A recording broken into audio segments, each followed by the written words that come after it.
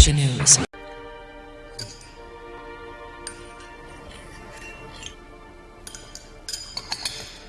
50 years ago, this man was the most wanted person in the British Empire. He has more than 30 aliases, but he is most commonly known as Peng. All necks crane for a glimpse of the #1 terrorist. There he is, that's him. Peng, directly responsible for a brutal 7-year campaign of murder and terrorism against the ordinary people of Malaya. Earlier, he had been awarded the OBE for helping the British fight the Japanese in World War II. We are gathered together here today to honor the leaders who symbolize the magnificent struggle which the people of all communities in Malaya put up during the war. This film is the story of how one of Britain's most dependable wartime allies became one of her gravest post-war enemies. For 12 years, the British battled to crush Peng's communists. They put in place a level of population control rarely seen before or since.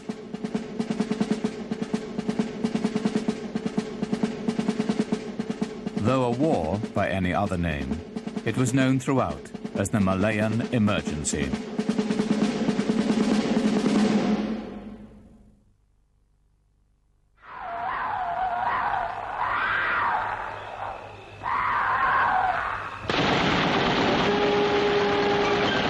A fictional Peng has appeared in several films and novels. The man behind these new outbreaks is Ah Seong, late of the Chinese 136 group, trained by us to fight the Japs. And believe it or not, he marched beside us in the victory parade. I'm Ah Seong. His fictional counterpart usually comes to a sticky end.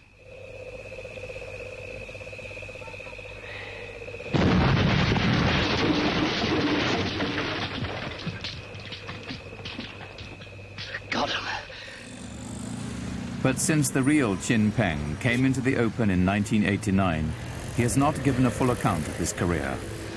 Now, in his first major interview, he speaks for the first time about his role in the emergency. Do you now regret starting the war? I never regret, because it was not we, CPM, who started the war. It was the British government who fired the first shot, and we returned, or we retaliate with the second shot. So the British government and its colonial policy should be responsible for all this. It's turning language upside down. He provoked the emergency by starting off by murdering a few rubber planters and other people in eastern Malaya. It was they who were out to take over the country. We want to make some improvement. They want to drag back to what was in 1941, before the Japanese invasion. He's talking absolute rubbish, quite frankly. I mean, British policy post-war was eventual independence. I don't think any time factor was involved in the early days anyhow. So I don't see how he can think that at all.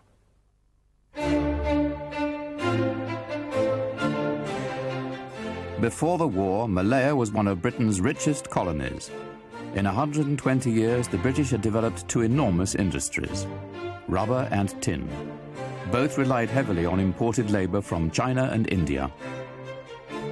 By the 1930s, there were as many Chinese in British Malaya as there were Malays. But British rule was to end suddenly. In 54 days, the Japanese overran the country. In 54 days, they undid the work of more than a century. In 1942, the Japanese drove the British out of Malaya and the rest of Southeast Asia in humiliation. In Malaya, resistance to Japanese rule was spearheaded by the Communist Party. The Communists were used to working in secret. Before the war, they'd been banned by the British for demanding independence. But now both sides had a common interest, the defeat of Japan. The Communists organized a guerrilla army that grew to a strength of 10,000. The 3 stars on their caps stood for the 3 major races of Malaya. But the army was always predominantly Chinese. Their bases were deep in the jungle that covers most of the Malay Peninsula, and it was here that the British sent a team of officers to make contact with them. In December 1943, the 2 sides met to negotiate an alliance. The Communists were represented by their Secretary General, a shadowy figure by the name of Lai Tek. Lai Tek was accompanied by his right-hand man, 19-year-old Peng. They agreed to cooperate with the British, even though their stated aim was an independent Communist Republic of Malaya after the war. But despite this agreement, Lai Tek set up another army. This army was to be kept secret from the British. In order to convince our people, we still have an army under our command. So he devised this secret army. And we readily accepted. It seemed a good, clever policy. The plan was that after the defeat of Japan, the secret army would try to take control of as much of Malaya as the British would allow. We didn't ask the question, but at our heart, I think we have eventually we will have to fight British forces. They will not let us occupy the town. The British dropped thousands of weapons and ammunition supplies to the guerrillas. The best of these were diverted straight to the secret army, and they were never used to fight the Japanese.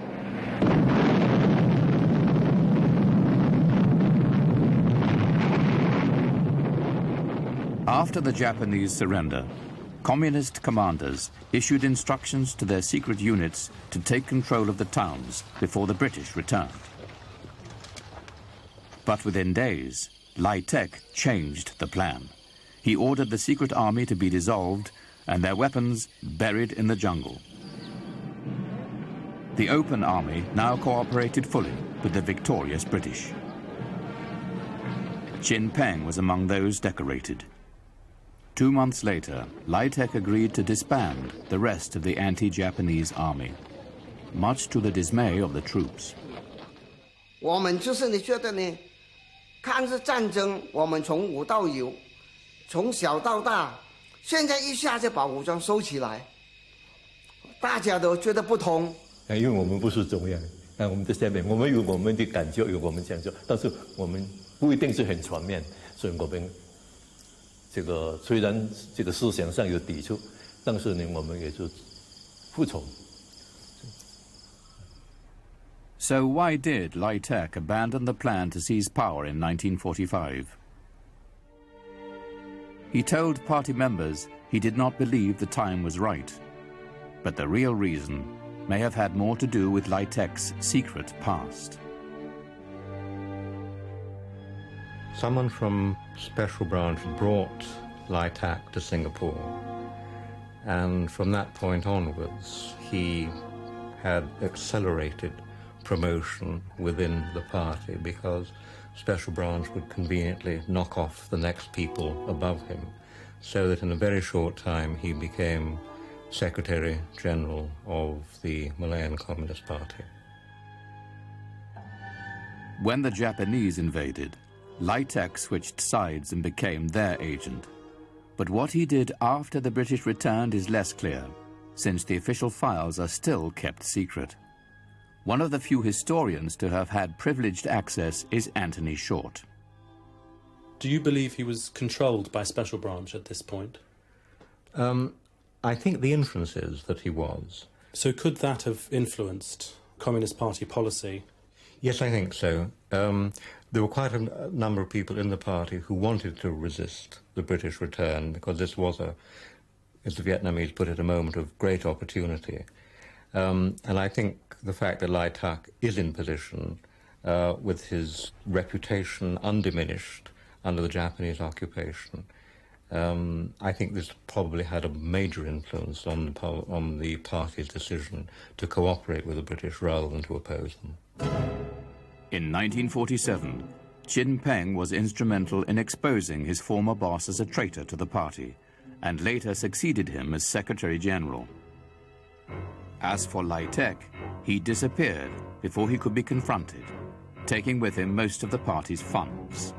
He was never seen again, but the rumor is that he was tracked down and eliminated in Bangkok. Did you have him killed? Yes, he was liquidated in Bangkok by some people, and not me, not our party, by some other people. But on your orders? Pardon? But on your orders? No. We came to know only after that. We will never know whether the rising that Lai Tak stopped in 1945 would have brought the Communists success, but there is no doubt the next 3 years would see their advantage slip away from them.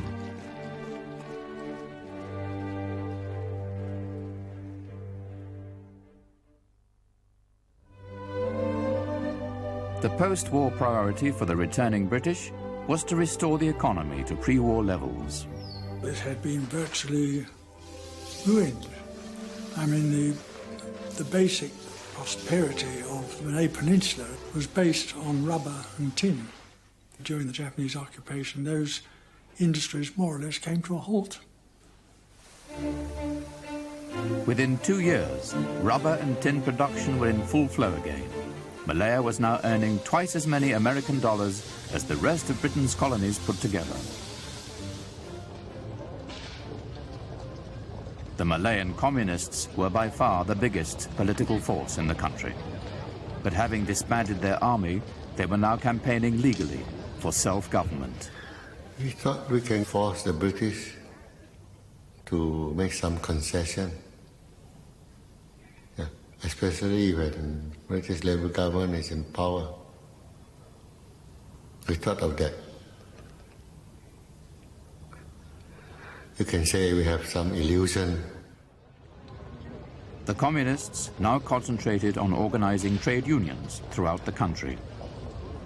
Although production was higher than ever, wages were lower in real terms than in the 1930s. These conditions played into the Communists' hands. There was a young trade union movement that had built up. They were very inexperienced, and they were targets for communist penetration. And the communists did penetrate the trade unions. And there was a lot of unrest on the two prime economic products of the country, rubber and tin. So it wasn't a happy situation. During 1947, there were over 300 strikes called throughout Malaya. The reaction of the authorities was at times severe. Wouldn't you say the shooting of strikers was a response to increasingly aggressive organizing of strikes by the communist trade unions? Perhaps so, but from our side, we consider the post-war period we must have some more freedom, at least comparable to what the workers and peoples enjoy in Western Europe or in Britain. But we are denied that. As industrial unrest continued to critical levels, the Communists moved towards a policy of armed violence. Exactly how they did this has been a mystery for 50 years. But according to Chin Peng, it began here, in Kuala Lumpur, with a meeting of the party's most secret organ, the Politburo, in late January 1948. Someone raised the question whether it is correct or not to pursue the peaceful tactic struggle. Since after surrender, nearly 3 years, we gained nothing. At the same time, at a rather different meeting on the other side of Kuala Lumpur, the British inaugurated a new constitution, the Federation of Malaya. We heard the booming of the artillery. That one who proposed it, who raised the question, he said, see what happened now. The Communists saw nothing for them in the new constitution, since it made no mention of independence. Furthermore, the constitution left over 1 million Malayan Chinese without rights of citizenship. It favoured Malays enormously. They were very conscious of that Chinese economic prosperity might be turned into political domination. And therefore the constitution does have quite a number of provisions which preserve the position of the Malays. In March, the Communist Central Committee met in Singapore and reached a fateful decision. According to Peng, the committee believed the British were planning to ban all communist trade unions. We consider that a very serious step. Step by step, we will be driven out of the trade union and out of the political arena. Perhaps one day we'll be banned. So that means we have to launch, to make some preparation to launch armed struggle if that happens. Some weeks later, the bill banning their trade unions was drafted by government officials. You must appreciate that this is very much an international issue. The Soviet Union were turning the heat on in the Far East. Communist parties in Burma, Malaya. Remember, Mao Zedong was advancing in China, taking over China, the Philippines, Indonesia. All the communist parties there were causing unrest and trouble. So, I mean, Malaya wasn't any different from that. But it wasn't just a local war, but it was fairly Soviet policy, basically. Did you receive any instructions from outside Malaya to launch this revolt? No. Did you receive any instructions from the Chinese Communist Party to revolt? No. What I say is that we didn't receive any order from either Moscow or Peking. 如果我们不提出独立的主张，我们会脱离群众。所以我们不能不提出独立，这样我们也就要准备应付英国政府的武装镇压。 But before they could start a guerrilla war, they first ordered their trade unions to adopt extreme measures. From April 1948, it was policy to kill those who opposed their strikes. Why was it okay to kill people in strikes? Because usually there are some strike breakers try to sabotage the strike. So, how to deal with that? Yeah. So that if necessary, we can beat them. Probably we dare not beat them, you see. Or kill them as a warning to other strike breakers. Actually, majority of workers were happy about that. They didn't say no. If workers say no, we dare not do that. They may have been too frightened to say no. I don't think so. By June, some sections of the British community wanted the government to go on the offensive. And we and the police were trying to get the MCP, the Malayan Communist Party, banned. We knew who they were. We knew a lot about them as a result, of course, of the war years. But the government wouldn't take any action. By now, communists were slipping away secretly into the jungle. 我们把武器啊给挖起来，因为过去蛮常有一些武器。记得开始的时候，第一批就是有30多个人，就在这个塑胶山里面啊训练他们。他们这个很热情。But the communist leadership believed they had some months yet to prepare for the coming conflict. We think British will launch a full-scale attack the earliest in September. Perhaps the earliest, perhaps a bit late, perhaps much later. So before September, we have to get our nuclear force ready in every state. The timetable changed abruptly when armed communist guerrillas shot dead 3 British planters here at Songhai Seaport. My own reaction to it was then, this is something very serious. These armed terrorists had been marching down towards Songhai Seaport in the first estate. They come to Spence, the manager was not at home. We carried on, and again the manager was fortunate in not being around at the time. So the first estate, they found the manager, Wally Walker, sitting in his office, and they shot him from his office chair. We consider the European planters as a symbol of colonial rule. In general, they were hated by the workers. So if they want, they can kill it according to our policy, not against our policy.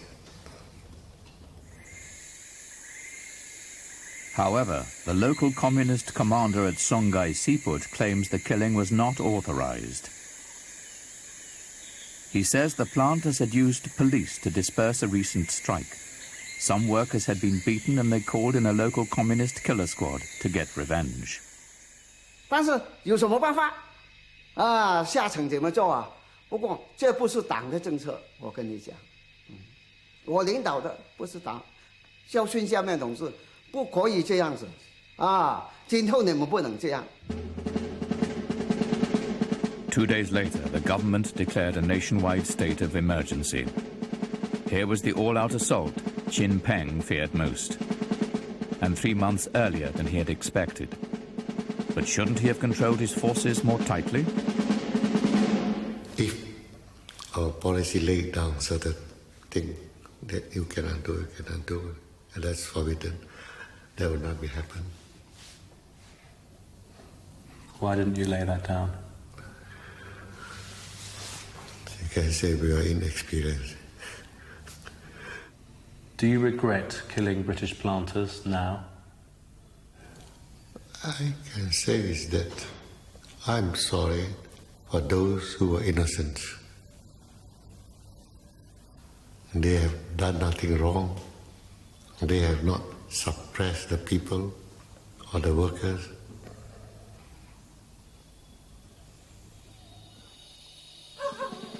Under the new emergency powers, the British could arrest anyone they liked.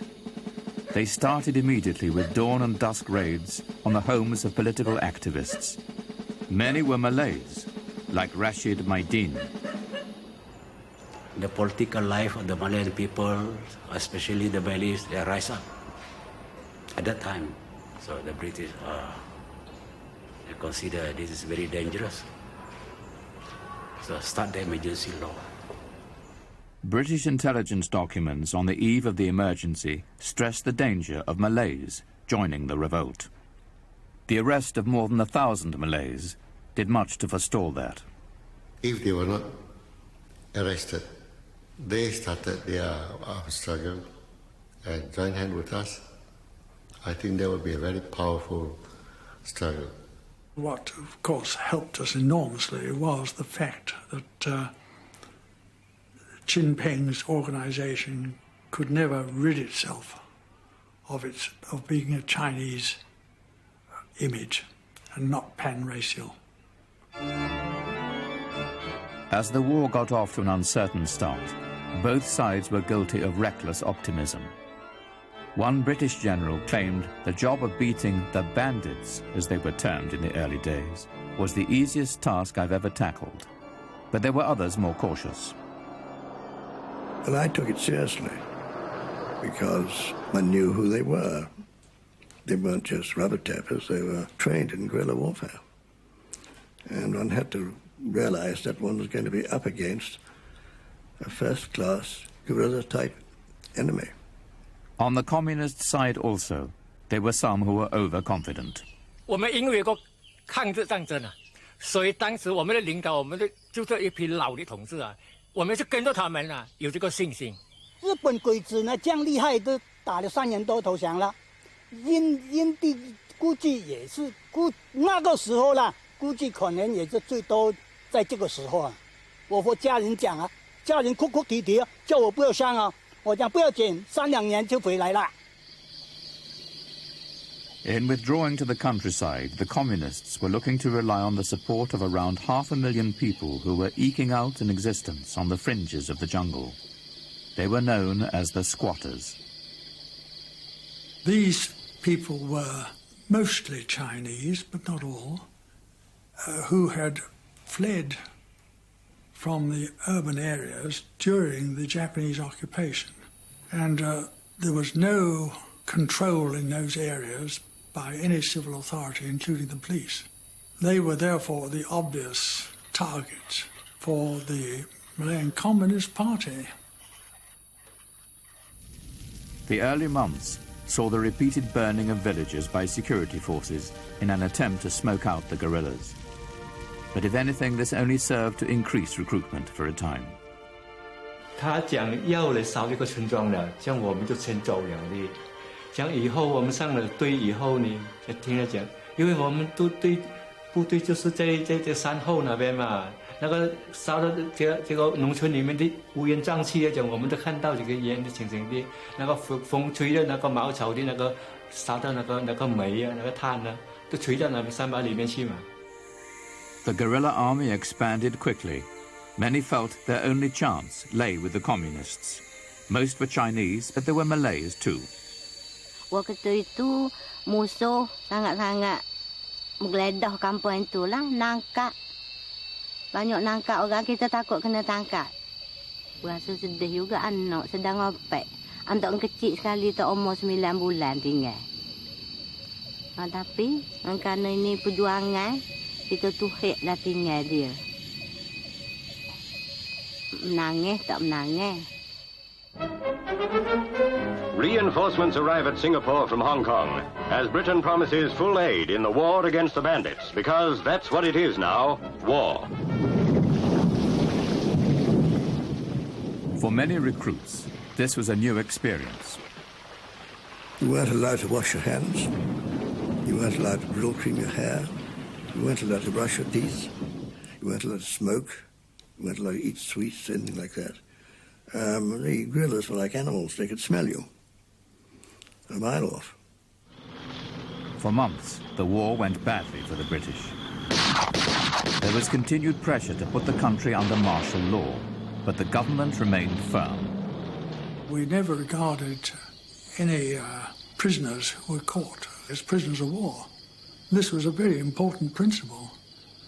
We said, you're not prisoners of war. If you have committed acts of terrorism, you're common criminals and will be imprisoned as such. Under emergency powers, thousands of suspected sympathizers were detained. Since most were Chinese and had become ineligible for citizenship under the new constitution, they could be deported to China. In round figures, something a little over 40,000 people were deported. How was that seen by Malays? I think it's true to say they were delighted. And there has always been, and there's an undercurrent, if that's the word, between Chinese and Malays. The British priority was to control the population.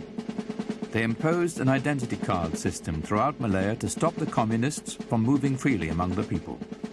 The guerrillas would hit back by confiscating the cars. They sought to paralyze the country and destroy the economy.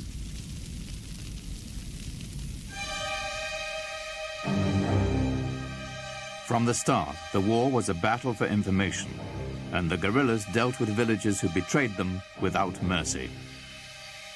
一般上原则上是啊，不是一般他一个厉害的呀，都先警告他，不要对付这个我们，不要杀害群众，不要反革命，我们就不要残害他的。结果一些呢，他不听劝告啊，他一直照旧作恶，一直对付我们，一直杀害群众，这样我们不得不听警告，就要进行消灭他。But there were stories too of atrocities, especially of members who betrayed the communists. They tied him up. They gouged out his eyes. They pulled out his teeth. Then they slit his tummy from top to bottom. And that was the sort of treatment that a traitor could expect. I never received a report that those was killed by us, their body was mutilated.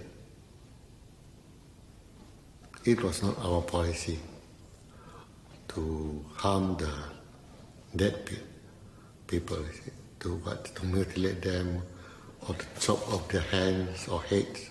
It was not our policy. If I can deny one or two cases happened, I say, maybe because government did those things to us. Maybe in someone place that they can't control their anger, they take revenge. I can't say that would not happen. Maybe. Certainly the tactics used by both sides were brutal.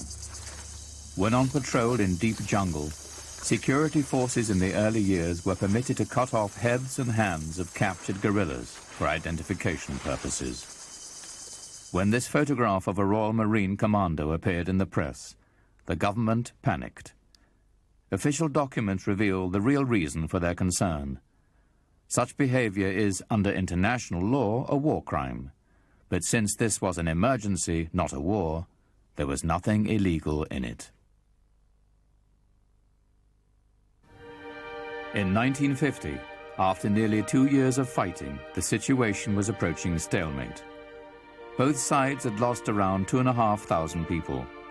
Then the British came up with a plan that in the end would win them the war. In one sense, it was an obvious solution to all these people outside the control of the civil authorities and the police. The only thing to do was to bring them into protected areas where they could be policed. And most of them were brought into what were called new villages. 有一天就突然就有那个2车兵来到我们那，就下来就把我们家的东西吧就全给扔到外头去了，完了就拿火就烧我们的屋子。They were dawn raids, which of course must have been dreadful shocks. These people suddenly find surrounded by security forces and told to get out of your house and go take it somewhere else. None of these measures was pleasant, but we were out to win a very important guerrilla war. There were strong controls, but at first they were not enough to stop those villagers determined to supply food to the guerrillas. 探照灯一射，照了，他一过就去挖，他一来就隐蔽，他周围有些地方可以隐蔽的。他一照过去，地边过我们就去挖，所以挖个地洞有一段时间的了。挖灯刚刚能容纳一个人，匍匐能够进去。开始是1层，后来围到3层，那最后因为群众的决心很强啊，要支持这个游击队啊，就加到5层。5层最后那一层还没有办法，群众还是这样帮助这个共产党，结果就加生电咯，当粮食。把当肥料这样挑出来咯，就想办法放在底下，上面就放一些猪大便啊、尿啊、诸如此类的东西，就当肥料挑出来了。Resettlement was well underway by 1951. Over 1 million people would eventually move. The amenities provided were way beyond most villagers' dreams. Luckily for the government, another conflict, the Korean War, was creating a massive demand for Malaya's rubber and tin. The huge costs of resettling so many people were now more than offset by the growth in Malaya's economy. After 3 years of fighting, Peng took a decision which would profoundly alter the course of the war. The Communists decided their harsh tactics were losing them popular support. The new village policy was isolating them further. So to get the people on their side, they would now concentrate on their underground organization, inside the villages. British intelligence shifted accordingly. You had the terrorists in the jungle. We didn't try and get at them because their security was very, very good. I mean, you couldn't get agents into their camps and things like that. It was impossible to handle that. Therefore, their outside organizations were absolutely vital to us and to the terrorists. 我们通常呢，就比较秘密的啦哈，不是公开这样做的，也不能够公开，公开一下就暴露必抓。像我们通常朋友已经是交一段时间，然后就相信你啦。They supplied the food, the medicine, the money, or the general requirements of the terrorists in the jungle. So they were our number one targets. 但是也有一些是误了啊，好像不好的人这样的啦，也听到这样的，这样就好像谁领导你的，你就得走了路哦。所以我就经常都走出走进了，家都不大敢回了，有家都归不得啊，就这样的，最后搞到家破人亡了。Gradually, the British forced the guerrillas more and more onto the defensive. And by 1954, the new village policy was making it very difficult indeed for guerrillas to get food. 一天一个人是半个米，一天。所以按照现在我们半个米大概是这样多了，大概是一扎多一点的。按照现在我们的各种杂物来有多啊，我们好像我们伦敦杂物很多，问题不大，半个米是够吃的。因为在单位我们在38没有杂物吃。一天就是半个米住，在38住，在那个时候啊，敌人后来的飞机活动比较疯狂，比较紧张的时候啊，我们怕华人给人看到，所以我们呢做到早晚起火。By 1954, the Communists decided they could not win the war militarily. To make things worse for them, they were now losing ground on the political front too. The largest Malay nationalist party, UMNO, had moved to a policy of demanding independence.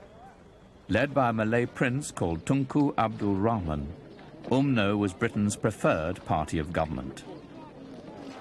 The British realized that while this struggle goes on, nobody is having the better of the say, the better of the fight.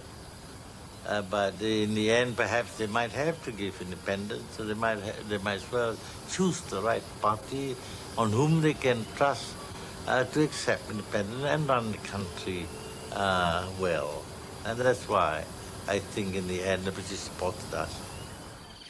Through an anonymous letter, Peng offered peace talks, and the Tunku readily agreed, much to the consternation of the British. Well, I think the chief concern was that our ministers, Malayan ministers, were relatively inexperienced still.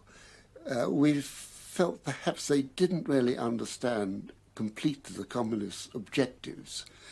And the communists are clever people, and we didn't quite know how they would handle a bloke like Peng. I was sitting in Kuala Lumpur, rather afraid of what might happen. The eyes of the world turned for a fateful 2 days on Baling near the Thai frontier for talks between government representatives and communist terrorist leaders. All necks craned for a glimpse of the #1 terrorist. There he is, that's him. Peng, directly responsible for a brutal 7-year campaign of murder and terrorism against the ordinary people of Malaya. Behind the scenes, the British were concerned to ensure that talks were restricted to surrender terms only. My bottom line is that we would not accept any term that imply surrender or capitulation. For 2 days, the opposing sides talked, but made no progress.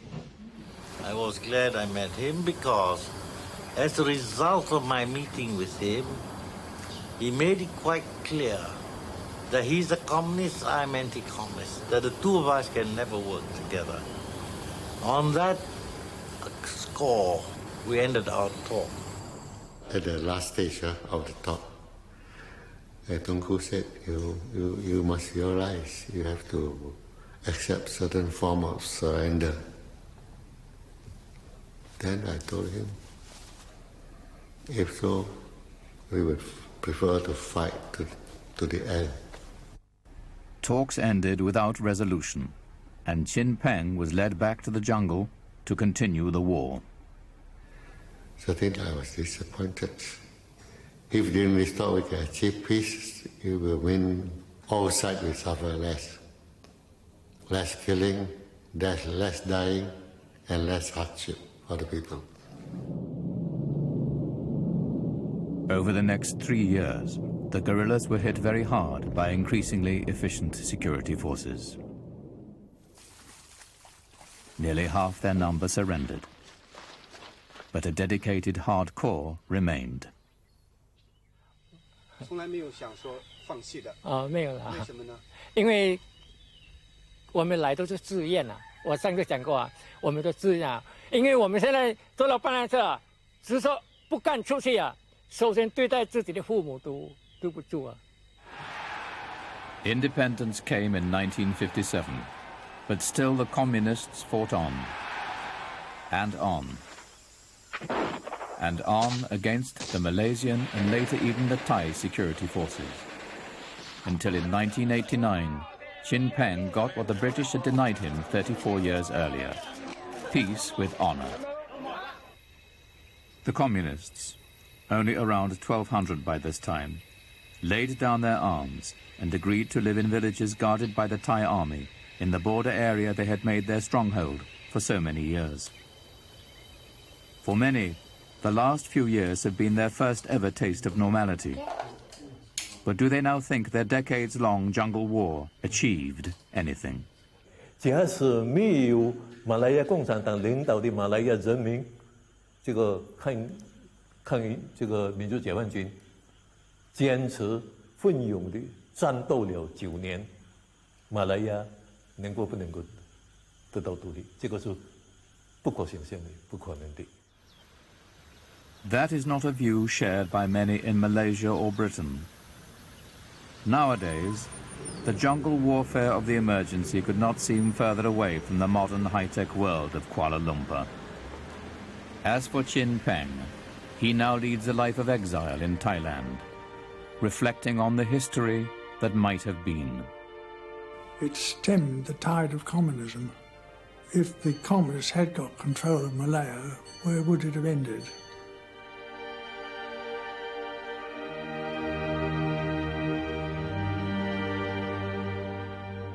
The mistake is that although we live in Malaya, we didn't understand the real situation in Malaya.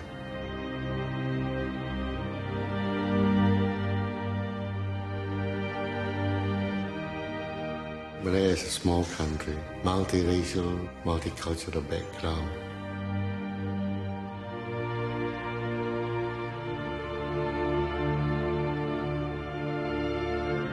So how to unite the people? This is a very complicated problem.